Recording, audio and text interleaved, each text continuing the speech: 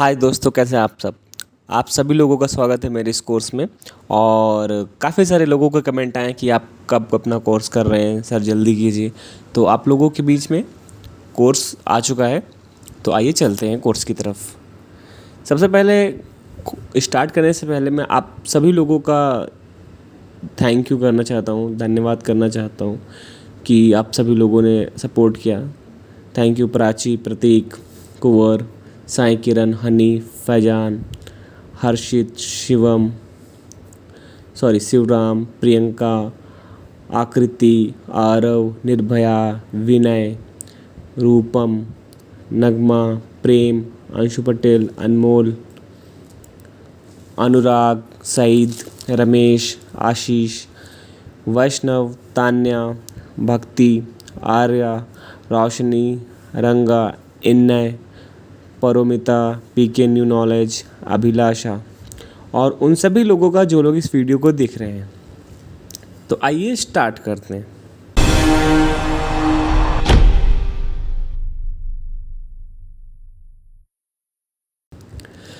तो आज के इस कोर्स में मैं आप लोगों को ये सारी चीज़ें बताऊंगा। और जैसा कि मैंने आप लोगों को बताया था कि ये कोर्स जो है back office, data entry operator और and office assistant, office executive, इन लोगों के लिए है। तो यहाँ पे ज़्यादा मैं थ्योरी की डिटेल में नहीं जाऊँगा। मेरा फोकस है प्रैक्टिकल चीज़ें आपको बताना और इन चीज़ों का जो यूज़ होता है ऑफिस में प्रैक्टिकल तरीके से वो सब सिखाना। तो वही सारा नॉलेज मैं आप लोगों के साथ शेयर करूंगा। बट वो सब शेयर करने से पहले मैं कुछ थोड़ी सी बेसिक जानकारी देना चाहता हूं। कई सारे लोगों को होगी ये जानकारी, कई सारे लोगों को नहीं होगी, तो अपडेट हो जाएंगे।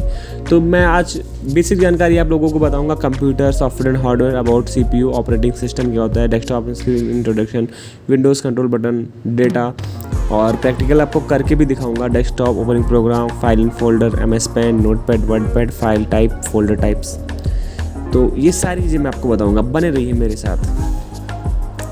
अब आप लोगों का आप सभी लोगों से ये रिक्वेस्ट है कि आप लोग मेरे को कुछ मिनट का अटेंशन दें, क्योंकि ये सारी चीज़ें मैं कवर अप कर रहा हूँ और बहुत ही कम समय में। तो आप अगर अटेंशन देंगे तो उस चीज़ों को अच्छे से समझ पाएंगे। ये चीज़ें बतानी ज़रूरी क्यों है, जैसे मैंने आपको हेडिंग में बताया ही है। बतानी इसलिए ज़रूरी है क्योंकि अगर आपका बेस स्ट्रॉन्ग है, आपको चीज़ें पता हैं कि बेस इन द सेंस कि आपको अगर उसकी जड़ मालूम है ना, तो आप चीज़ों को खुद ही जज कर सकते हैं। पैरेंटिंग तरीके से नहीं होगा जैसे कि तोता जितना उसको बोल दो उतना ही उसको आता है। तो ऐसा नहीं होगा कि आप जो लोग जितना मैं बताऊंगा, जितना आप से सीखेंगे उतना ही आएगा। जब आपको उसका बेस मालूम पड़ जाएगा, जड़ मालूम पड़ जाएगा, तो आप खुद ही चीज़ों को समझ पाएंगे, सोच पाएंगे। और अगर फ्यूचर में कुछ नए टाइप के चैलेंजेस आपको फेस करने में, तो आप खुद उसको हैंडल कर पाएंगे, क्योंकि आपका बेस स्ट्रॉन्ग रहेगा। तो इसीलिए मैंने ये सब चीज़ों को बताना थोड़ा सा ज़रूरी समझा। सबसे पहले बात करते हैं कंप्यूटर की। तो कंप्यूटर के बारे में बहुत ही शॉर्ट इंट्रोडक्शन है, कई सारे लोगों को पता होगा, बट मैं फिर से ये चीज़ क्लियर करना चाहता हूँ कि कंप्यूटर एक मशीन है जो कि हमारा एक मानव जीवन में बहुत काम को इजी कर रही है। और कंप्यूटर से कई सारी मशीन भी ऑपरेट होती हैं। और कंप्यूटर मेनली जो होता है डेटा स्टोरेज के लिए होता है। हर तरह का डेटा स्टोर होता है, जानकारी स्टोर होती है। जैसा कि मैंने लिख भी रखा है, इसमें आप देख सकते हो, electronic machine that can store, find and arrange information, calculate amounts and control others machine. तो इसलिए इसका यूज़ होता है हर जगह में। अब बात करें कि किस फॉर्म में कंप्यूटर ज़्यादा यूज़ होता है, तो डेस्कटॉप और लैपटॉप, इन दोनों फॉर्म में कंप्यूटर ज़्यादा यूज़ होता है। लैपटॉप का अपना प्रेफरेंस होता है, डेस्कटॉप का अपना प्रेफरेंस होता है। और अगर आप मुझसे बात करें कौन सा सही होता है, तो सही दोनों होते हैं, यूज़ के ऊपर होता है। अगर आपका कुछ यूज़ ऐसा है जो बैठ के आप नहीं कर सकते हैं, आपको कभी भी करना पड़ सकता है, तो लैपटॉप। बाकी डेस्कटॉप, अगर आपका कुछ ऐसा काम है जो बैठ के तसल्ली से करते हैं आप, तो डेस्कटॉप। तो अपने अपने यूजर्स के ऊपर है। अब बात करते हैं कि कंप्यूटर का जो वर्क प्रोसेस है वो काम कैसे करता है। कंप्यूटर में 4 मेन डिवाइसेस होती हैं, जिसमें से कीबोर्ड, माउस। एक मिनट मैं आपके साथ चलता रहता हूँ, पेन ले लेता हूँ। हाँ, जिसमें से आपका कीबोर्ड हो गया, माउस हो गया, CPU हो गया और मॉनिटर हो गया। तो इनमें से जो ये डिवाइसेस हैं, कीबोर्ड और माउस, ये आपकी इनपुट डिवाइस है, क्योंकि हम इसे कंप्यूटर को कुछ इनपुट देते हैं। और वो इनपुट जाके यहाँ पे प्रोसेस होता है, फिर वो जाके यहाँ दिखाता है। यहाँ तक कि अगर मैं यहाँ पे लाइन भी खींच रहा हूँ ना आपके सामने, तो ये भी पहले यहाँ पे जा रही है, यहाँ पे दिखा रही है, लेकिन ये हमको महसूस क्यों नहीं होता है? क्योंकि ये इतना फास्ट करता है नैनो सेकेंड में कि हमको पता नहीं चलता कि ये प्रोसेस भी हो रहा है। तो कंप्यूटर ऐसे ही काम करता है, पहले इनपुट लेता है, फिर प्रोसेसिंग करता है, और प्रोसेसिंग करने के बाद में आउटपुट करता है। तो जो मेन काम होता है वो होता है प्रोसेसिंग का। तो इसीलिए हमारा CPU जो होता है सबसे मुख्य माना जाता है, मेन पार्ट माना जाता है कंप्यूटर का। अब बात करते हैं, अगर कंप्यूटर का मेन पार्ट CPU, तो CPU के बारे में थोड़ी सी जानकारी ले लेते हैं। CPU के अंदर कुछ पार्ट्स लगे होते हैं, जैसे कि हमारी रैम हो गई, प्रोसेसर हो गया, और पावर सप्लाई SMPS हो गया, video card, motherboard, hard disk. इन सब के अपने अपने रोल होते हैं। अगर आपका कोई भी कंप्यूटर 10 साल पुराना है, और उस 10 साल पुराने कंप्यूटर में जो सबसे कीमती चीज़ है, तो वो है आपकी हार्ड डिस्क। क्योंकि 10 साल पुराना आपका कंप्यूटर है, तो उसमें 10 साल का डेटा भी होगा। तो इस वजह से हार्ड डिस्क इम्पॉर्टेंट हुई। मेरा ये सब बताने के, स्टोरी बताने के पीछे लॉजिक ये था कि हार्ड डिस्क में आप जो भी काम करते हो वो सारा डेटा स्टोर हो जाता है। ठीक है, अब बात करते हैं मदरबोर्ड। तो मदरबोर्ड, ये आपका मदरबोर्ड होता है, यहाँ पे आप देख सकते हो ऐसा लगा हुआ है, और इसी से सारे छोटे छोटे से कंपोनेंट सारे जुड़े होते हैं। वीडियो कार्ड भी इसी से जुड़ा होता है। पावर सप्लाई क्या होता है कि पावर सप्लाई, ये आप देख सकते हो, ये पावर सप्लाई लगा हुआ है। यहाँ पे मेन हम स्विच निकाल करके यहाँ से और बिजली में ऐसे प्लग करते हैं, और फिर ये क्या करता है कि सारी जगह पावर सप्लाई जिसको जैसे नीड होती है वो वहाँ पे पहुँचाता है। प्रोसेसर इसी के ऊपर यहाँ पे लगा होता है, मदरबोर्ड के ऊपर, जो कि मदरबोर्ड की कैपेसिटी को बढ़ाता है। मदरबोर्ड को फाइलें और कंप्यूटर को में जो भी चीज़ें हम प्रोसेसिंग के लिए करते हैं उसको वो करने में मदद करता है। रैम भी उसी के लिए होता है, स्पीड बढ़ाने के लिए रैम होती है। जितनी ज़्यादा रैम होती है उतना कंप्यूटर फास्ट चलता है। तो ये बहुत ही नॉर्मल जानकारियाँ हैं जो शायद आप लोगों को पता होंगी, बट मैं थोड़ा सा ओवरव्यू दे रहा हूँ। आप बात करते हैं कि कंप्यूटर हो गया, CPU के बारे में हो गया। अब क्या चीज़ें हैं? नेक्स्ट होता है OS, ऑपरेटिंग सिस्टम। अगर किसी भी कंप्यूटर में ऑपरेटिंग सिस्टम नहीं है तो वो एक डेड है, समझो। डेड इन द सेंस कि अगर बॉडी में सोल नहीं है, प्राण नहीं है, तो बॉडी बेकार है। इसी तरह कंप्यूटर में जब तक विंडो नहीं है तब तक वो बेकार है। विंडो डलते ही कंप्यूटर, एक यूज़र कंप्यूटर को यूज़ कर सकता है, अदरवाइज़ कंप्यूटर कितना भी महंगा हो, कैसा हो, उसको वो यूज़ में नहीं ले सकता। तो ये ऑपरेटिंग सिस्टम होते हैं, अलग अलग तरीके से होते हैं। विंडोज 7 होता है, 8 होता है, 10 होता है। तो अभी लेटेस्ट में 10 चल रहा है, और ये थोड़ा सा चार्ट है इसके बारे में। अब बात करते हैं कि OS के बारे में बता दिया मैंने। तो OS एक तरह का सॉफ्टवेयर होता है जो कंप्यूटर और यूज़र को जोड़ता है, और कंप्यूटर ऑन करते ही ये सॉफ्टवेयर ऑटोमेटिक चलता है।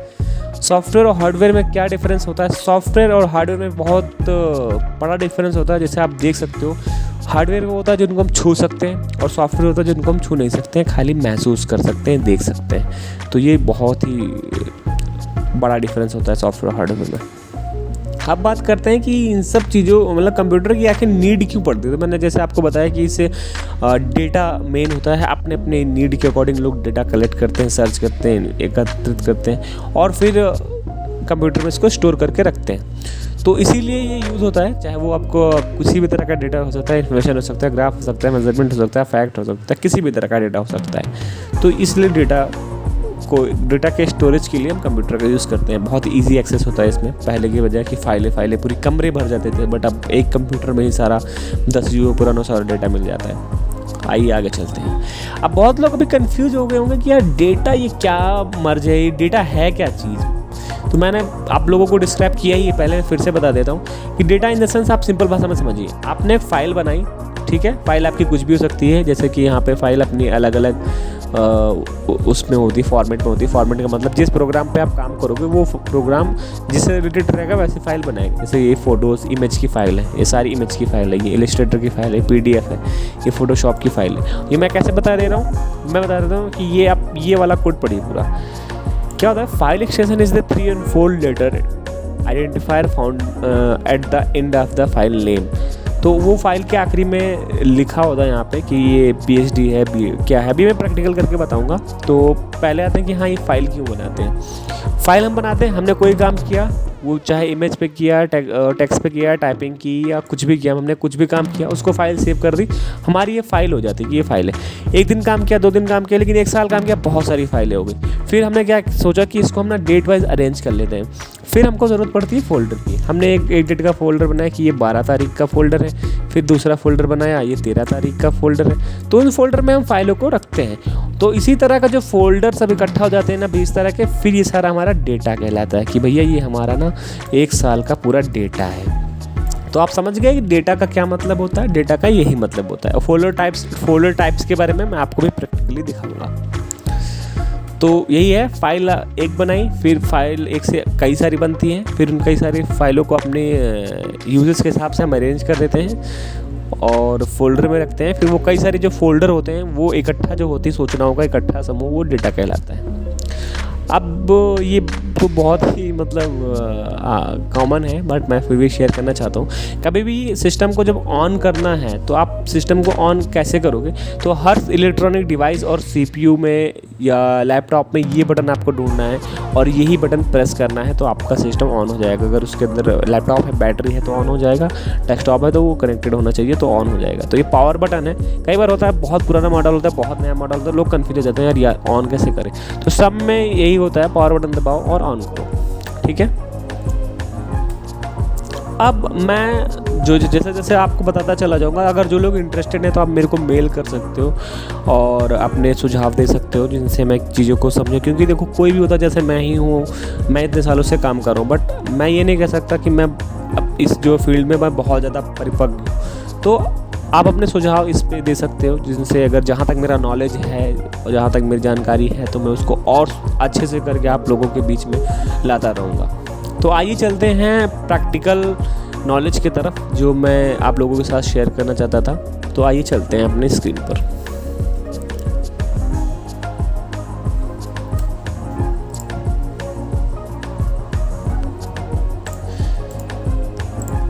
तो हम आ चुके हैं अपने स्क्रीन पर और स्क्रीन के सामने सबसे पहले आप देख सकते हैं कि ये कुछ ऐसा सा दिखता है और ये कुछ तीर चल रही है। तो ये इस तीर को हम माउस पॉइंटर बोलते हैं और ये जो पट्टी होती है इस पट्टी को हम टास्क बार बोलते हैं। और टास्क बार के आप ऊपर देख सकते हो यहाँ पे ये कुछ आ रहे हैं, इनको हम आइकन्स बोलते हैं। ये किस चीज़ का आइकन है उसके नीचे लिखा होता है। और यहाँ पे नोटिफिकेशन एरिया होता है, आपके जो भी नोटिफिकेशंस होते हैं आपके यहाँ पे आप क्लिक करोगे तो आपको दिखा देगा, ठीक है। और यहाँ पे आपका डेट टाइम वगैरह आता है। तो ये ही मेन स्क्रीन होती है। कंप्यूटर आप ऑन करोगे तो सबसे पहले स्क्रीन आपके सामने ये मिलती है, जिसको कहते हैं डेस्कटॉप। और अब बात करते हैं कि यहाँ पे यही बटन होता है स्टार्ट मेन्यू, जहाँ से शुरुआत होती है। कोई भी प्रोग्राम आपको खोलना है तो आप यहाँ से स्टार्ट करो और इस प्रोग्राम को ढूंढो एंड देन उसके ऊपर क्लिक कर दो। जैसे मैं सपोज़ कि मैं यहाँ पे खोला मैंने और मैं ढूंढ रहा हूँ गूगल क्रोम। यहाँ पे मेरे को गूगल क्रोम को ढूंढना है और मैं गूगल क्रोम को ढूंढ रहा हूँ, ये मिल गया, मैंने यहाँ पर क्लिक कर दिया। तो ये इसलिए होता है स्टार्ट। अब मैं बताता हूँ कि आपका डेस्कटॉप का इंट्रोडक्शन हो गया। मैं रिसाइकिल बिन के बारे में बता देता हूँ कि अगर आप कोई भी फाइल डिलीट करोगे तो सबसे पहले वो डिलीट होकर रिसाइकिल बिन में जाती है और रिसाइकिल बिन से आप दोबारा इसको रिस्टोर करोगे तो वो रिस्टोर आ जाएगी। यहाँ पे देखिए दोबारा आ गई। लेकिन रिसाइकिल बिन की भी ना एक एडिशनल इन्फॉर्मेशन आपको मैं बताता हूँ। रिसाइकिल बिन की भी ना एक कैपेसिटी होती है कि उसको कितना स्टोर करना है। तो राइट क्लिक करके आप प्रॉपर्टीज़ पे जाइए और यहाँ पे देखिए उसकी कस्टम साइज की कैपेसिटी लिखिए। इसको आप अपने प्रेफरेंसेस के हिसाब से घटा और बढ़ा भी सकते हैं। और अगर आप कर दें कि आप जो भी डेटा डिलीट करते हो रिसाइकिल बिन में जाए ही ना, तो डोंट मूव फाइल ये वाला ऑप्शन आपको चूज़ करो। Recycle bin remove the file immediately तो व्हेन डिलीटेड, यानी कि आप कोई भी फाइल आप डिलीट करोगे तो रिसाइकिल बिन में नहीं जाएगी, डायरेक्टली डिलीट हो जाएगी। मैं आपको एक बार करके भी दिखा देता हूँ। जैसे कि यहाँ पे देखो, यहाँ पे मैं इसको पहले खाली कर देता हूँ रिसाइकिल बिन को, क्योंकि ये एडिशनल इन्फॉर्मेशन हो जाएगी आप लोगों के लिए। मैंने इसको डिलीट कर दिया। अब ये फाइल रिसाइकिल बिन में नहीं जाएगी, ठीक है। तो ये आप देख सकते हैं, बट मैं इस ऑप्शन को नहीं रखूँगा क्योंकि कई बार मेरे को रिस्टोर करना होता है। तो मैंने कस्टम साइज साइज काफ़ी मेरे लिए अप्लाई किया, ओके किया, ठीक है। तो ये हो गया। अब बात करते हैं कि प्रोग्राम को खोलते कैसे, ठीक है। अब मैं आपको सबसे पहले MS पेंट खोल के दिखाता हूँ। यहाँ पे मैंने क्लिक किया और मेरे को MS पेंट खोलना है। अब मैं ढूंढ रहा हूँ। यहाँ पे मैं पढ़ के भी ढूंढ सकता हूँ। जैसे ये आ गया देखो, पेंट 3D, ठीक है। ये तो पहला तरीका हो गया। मैंने क्लिक किया MS पेंट पे और ये मेरा पेंट 3D खुल गया। पहला तरीका, स्टार्ट मेन्यू पे जाएं, अपने प्रोग्राम को ढूंढें एंड देन उसके ऊपर क्लिक कर दें। दूसरा तरीका, सर्च में जाएं और आप उस प्रोग्राम के नाम को आप टाइप कर सकते हो, आपका प्रोग्राम आ जाएगा, देन इंटर कर दें। ये दूसरा तरीका था। अब तीसरा तरीका बताता हूँ। ये देखिए खुल गया, ठीक है। तीसरा तरीका, आप उस प्रोग्राम का शॉर्टकट बना सकते हैं। जैसे कि यहाँ पे मैं गया और मुझे ये खोलना है, जैसे कि मैं कुछ जाना माना सा ले लेता हूँ, पावर पॉइंट ही ले लेते हैं, या ठीक है पावर पॉइंट ही लेते हैं, थोड़ा सा आप इजी रहेगा। राइट क्लिक किया, ठीक है, और मैं इसको वहाँ पे गया, ओपन फाइल गया और मैंने इसका शॉर्टकट कॉपी कर लिया। यहाँ से कंट्रोल सी करके भी कर सकते हैं कॉपी, और यहाँ पे पेस्ट कर दिया। अब जब भी मेरे को पावर पॉइंट खोलना होगा, मैं डबल क्लिक करूँगा, मेरा पावर पॉइंट खुल जाएगा, ठीक है। तो एक तो ये हो सकता है, आप उसको शॉर्टकट बना के अपने डेस्कटॉप पर रख लो और फिर आपको जैसे ज़रूरत है वैसे खोलते रहो। अब आते हैं और दूसरे तरीके की तरफ, इसको मैं क्लोज कर देता हूँ। और जो तरीका होता है वो होता है कि आप इसको अपने टास्क बार पे भी रख सकते हैं। टास्क बार पे रखने के लिए आप अपने कोई भी प्रोग्राम है, जैसे आपको पावर पॉइंट टास्क बार पे रखना है, या इसी को ले लेते हैं गूगल म्यूजिक को। मैंने इस पर राइट क्लिक किया और राइट क्लिक करने के बाद पिन टू स्टार्ट है, यानी स्टार्ट करोगे तब भी आ जाएगा, और मोर पर जाके पिन टू टास्क है। तो अभी आप यहाँ पे देख सकते हो कि यहाँ पे कुछ ऐसा म्यूजिक से रिलेटेड नहीं है, लेकिन मैंने पिन टू टास्क किया, ये देखो बढ़ गया। तो जब भी मैं क्लिक करूँगा यहाँ पे तो खुल जाएगा। तो ये एक चौथा तरीका था। तो यानी मैंने 4-5 तरीके आपको बता दी जिनसे आप अपने प्रोग्राम को खोल सकते हैं।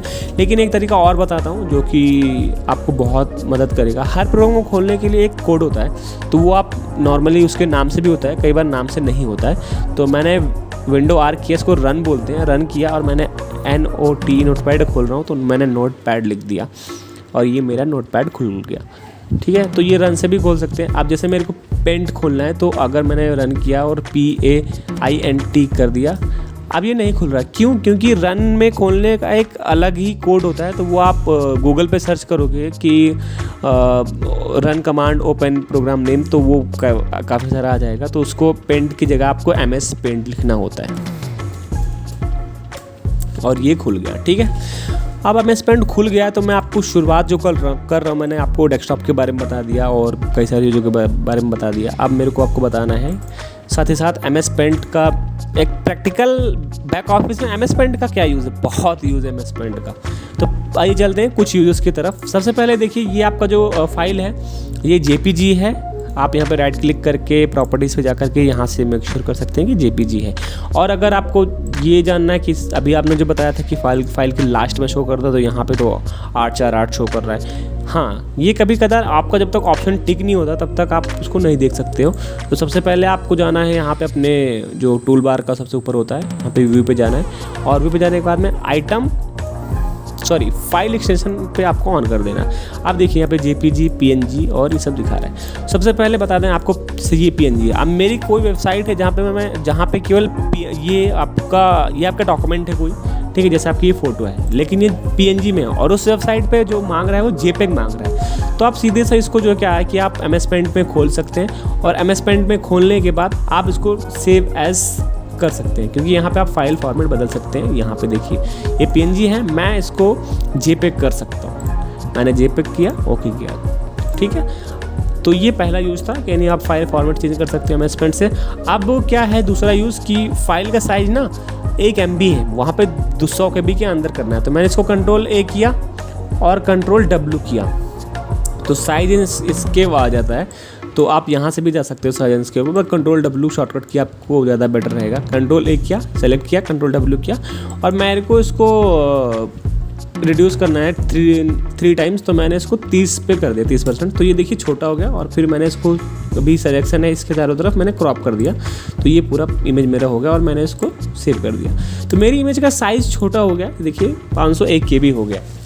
तो साइज़ छोटा करने के लिए भी होता है। और अगर कभी आपकी जैसे एक पूरी फ़ोटो है, आपको ये फ़ोटो कहीं पे अपलोड करनी है, लेकिन आपको तो खाली फेस चाहिए, उसमें फेस उसने पीछे कर रखा है, बट कोई बात नहीं, आपको तो इतना फेस चाहिए तो आप सिलेक्शन टूल पे जाओ और यहाँ पे जाओ और इसको क्रॉप कर दो और सेव कर दो, तब भी कर सकते हो। तो ये मतलब छोटे छोटे से फंक्शन होते हैं। हाँ, मतलब आपके जो देखा होगा तो आपने बच्चों को यहाँ पर ड्राइंग करते हुए देखा होगा, ये करते हुए देखा होगा, लेकिन इसके अपने अपने अलग अलग यूजेस हैं। तो सारे टूल का यूज़ करें। और एक चीज़ याद रखें कि ये जो MS पेंट होता है वो मेजर जो काम होता है इमेज से रिलेटेड होता है। तो कभी भी इमेज से रिलेटेड कोई भी एडिटिंग या कन्वर्टिंग है या फाइल छोटा करना है या उसके ऊपर कुछ कलर डालना है, यानी वो आपके एक्सप्लोरिंग के ऊपर है कि आप कितना एक्सप्लोर करते हैं। बट ये है कि इमेज से रिलेटेड आपको कोई भी क्वेरी है, कुछ पे काम करना है, तो आपको इतना फोटोशॉप नहीं आता, दुनियादारी नहीं आती, तो MS पेंट से आप काम चला सकते हो, बहुत ईजी होता है। तो MS पेंट का यूज़ आपको समझ में आ गया। अब चलते हैं आगे। अब बात करते हैं नोटपैड और वर्डपैड की। नोटपैड और वर्डपैड टेक्स्ट रिलेटेड सॉफ्टवेयर होता है। आपको मैं दिखाता हूँ कि नोटपैड और वर्डपैड खोलते कैसे। जैसे कि मैंने अपनी 5-6 तरीके बताए, तो उन तरीक़ों से भी खोल सकते हैं। और अब बात करते हैं फाइल बनाने की। फाइल बनाने के लिए अगर मैं बात करूँ तो कंट्रोल विंडो और मैंने नोटपैड खोल दिया या कोई भी प्रोग्राम खोल दिया। मैं एक नोटपैड का एग्जांपल ले रहा हूँ और यहाँ पे मैंने जो मेरे को फाइल लिखनी थी टेक्स्ट से रिलेटेड, यानी इसमें सब लिखने से संबंधित होता है, मैंने इसको लिखा और लिखने के बाद में फाइल पे गया, सेव गया और मैंने फाइल को यहाँ पे 1 के नाम से सेव कर दी। देखिए फाइल जो TXT आ रहा है ये एक्सटेंशन होता है, ओके कर दी, ठीक है, ये मेरी फाइल बन गई। एक तो ये तरीका होता है फाइल बनाने का। दूसरा तरीका होता है राइट क्लिक करो, न्यू पे जाओ और यहाँ पे आपके जो भी प्रोग्राम इंस्टॉल होंगे आप वहाँ पे कोई भी फाइल चुन लो पहले ही। तो मैंने जैसे चुन लिया ये टेक्स्ट डॉक्यूमेंट चुन लिया और यहाँ पे लिख दिया ऑलरेडी, ठीक है। तो यहाँ पे मैंने पहले से ही खुला, अभी मतलब इस फाइल के अंदर मैंने कुछ काम नहीं किया, बट मैंने फाइल बना ली। मैं इसको खोल के डायरेक्टली काम कर सकता हूँ और दोबारा जैसे ही Ctrl+S करूँगा वो सेव हो जाएगा। तो ये था, फाइल भी 2 तरीके से बना जा सकती है। एक प्रोग्राम को खोल करके सेव कर लो, एक पहले से ही फाइल बना लो फिर उस पर काम करो। तो ये सेम जैसे मैंने नोटपैड पे किया, ये वर्डपैड पे वर्डपैड और जितने भी प्रोग्राम्स होते हैं सब पे अप्लाई करता है। तो ये था। तो मतलब ये एक शॉर्ट वीडियो थी और ज़्यादा इसमें मैंने कुछ डिटेल में नहीं बताया है, बट आगे मैं कई सारी चीज़ें लाने वाला हूँ। तो अभी इतना आप लोग प्रैक्टिस कीजिए, फिर नेक्स्ट वीडियो में मिलते हैं, देखते हैं। और आप लोगों के साथ मैं एक चीज़ शेयर करना चाहता हूँ कि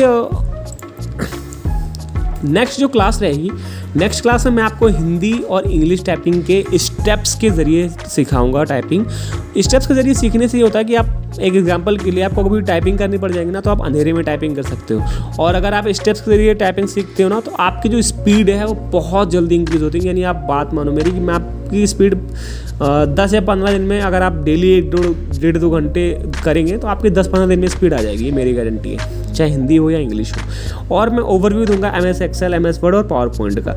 ये 4 सॉफ्टवेयर होते हैं, इनमें वो सारे ऑप्शन मैं कवर अप करूँगा जो बैक ऑफिस में करते हैं। और किसी भी ऑप्शन के मैं एडवांस में नहीं जाऊँगा। एडवांस में जाने के लिए मैं आप जैसे मैंने बताया था कि मैं बहुत जल्द मैं भी बैक ऑफिस का कोर्स करा रहा हूँ। बहुत जल्द मैं MIS रिपोर्टिंग का भी आपको कराऊंगा, ग्राफिक डिज़ाइनिंग का कराऊंगा कोर्स। तो जब मैं एक्सेल सिखाऊंगा एडवांस, तो उसमें एडवांस तरीके, एडवांस ऑप्शन, फार्मूलाज वगैरह सिखाऊंगा। तो जुड़े रहिए मेरे साथ, सबके लिए है यहाँ पे कुछ। और प्लीज़ गाइज, आप लोगों से रिक्वेस्ट है, आप लोगों का बहुत सपोर्ट मिल रहा है, बट प्लीज़ मुझे सपोर्ट कीजिए और अपने दोस्तों में, फ्रेंड सर्कल में इस वीडियो को शेयर करिए। जो लोग उनको ज़रूरत है आप उन तक इस वीडियो को पहुंचाइए ताकि उन लोगों का भी फ़ायदा हो सके। और थैंक यू वेरी मच मुझसे जुड़े रहने के लिए। मैं पूरी कोशिश करूँगा सारी चीज़ें शेयर करने के लिए। आगे चल के मैं आपको बताऊँगा PO कैसे रेज होते हैं, प्रोफार्मा इनवाइस कैसे बनाई जाती है, कोई फॉर्मेट होता है उसको बनाया कैसे जाता है, कंपनी का एक पहले स्ट्रक्चर समझते कैसे हैं, फिर उस पर काम कैसे करते हैं। तो एक बैक एंड ऑफिस के नॉलेज के साथ साथ एक फ़िलासफ़ी भी बताऊंगा कि प्राइवेट सेक्टर में क्या फ़िलासफ़ी होती है, लोगों की कैसे काम करते हैं, तो वो कई सारी चीज़ें। तो थैंक यू वेरी मच मुझसे जुड़े रहने के लिए। मिलते हैं नेक्स्ट वीडियो में। और प्लीज़ कमेंट करके बताएं वीडियो कैसा लगा, और जैसा भी लगा प्लीज़ बताएं। और मिलते हैं नेक्स्ट वीडियो में।